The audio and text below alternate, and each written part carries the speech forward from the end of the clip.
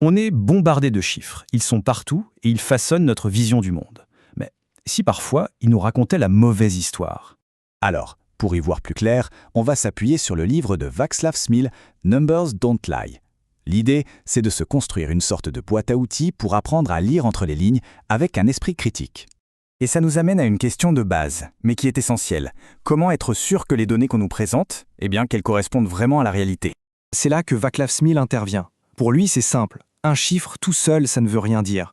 C'est le contexte qui l'entoure, qu'il soit historique ou international, qui lui donne tout son sens. Donc la toute première chose à faire, c'est de se rendre compte qu'un chiffre, sorti de son contexte, peut être vraiment trompeur. Prenons un exemple, la consommation d'énergie. Une comparaison brute montre juste un écart, mais si on ajoute le contexte historique, là, ça devient parlant. Le Nigeria d'aujourd'hui consomme autant d'énergie que la France de 1880. On part d'un retard de 2 vies humaines.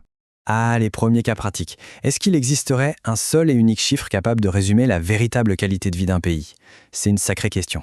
Les économistes ont souvent une réponse toute prête. Mais Smile, lui, nous propose une mesure bien plus humaine et au final beaucoup plus révélatrice. Alors, au lieu du fameux PIB, le produit intérieur brut, on va plutôt s'intéresser au taux de mortalité infantile, c'est-à-dire le nombre de décès d'enfants de moins d'1 an pour 1000 naissances. Et ce qui est fascinant, c'est que cette seule donnée en dit énormément sur le système de santé d'un pays, sur la nutrition, le soutien social. Ça dresse un portrait bien plus complet que le simple revenu. Ce seul chiffre nous force à nous poser des questions beaucoup plus profondes sur les conditions sociales et économiques, y compris dans les pays qu'on considère comme les plus riches. Voyons maintenant comment un tout petit détail dans un calcul peut complètement changer notre perception d'une crise. Pendant une pandémie, on entend souvent parler du taux de létalité. En théorie, le calcul est simple. On divise le nombre de morts par le nombre total de cas. Simple en théorie, parce que la vraie question, c'est qu'est-ce qu'on compte exactement comme un cas? La pandémie de grippe de 2009 nous montre que la définition de ce total, le fameux dénominateur de la fraction, change absolument tout.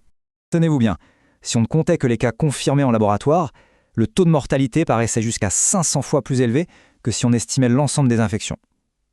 Le point crucial, c'est qu'un nombre précis de décès ne veut presque rien dire si on ne sait pas précisément sur combien de personnes on le rapporte. Pour notre dernier cas pratique, on va faire un petit voyage dans le temps. Et avec un peu de physique de base, on va s'attaquer à un mythe vieux de 2000 ans sur l'un des chantiers les plus incroyables de l'histoire. La question est simple, combien de personnes a-t-il vraiment fallu pour construire la Grande Pyramide? La réponse, elle pourrait bien vous surprendre. Allons voir les chiffres. La version qu'on connaît tous, ou presque, vient de l'historien Hérodote. On lui aurait parlé d'équipes de travail gigantesques, de 100 000 ouvriers présents en même temps sur le chantier. Un chiffre énorme, n'est-ce pas? Václav Smil, lui, a décidé de mettre ce chiffre à l'épreuve avec un outil très simple mais redoutable. Un petit calcul de physique. Et le résultat, il est juste stupéfiant.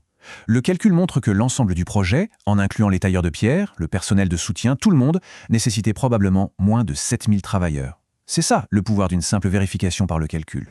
Ces quelques exemples nous montrent qu'il y a une autre façon de regarder les chiffres, une façon beaucoup plus puissante de décrypter le monde qui nous entoure.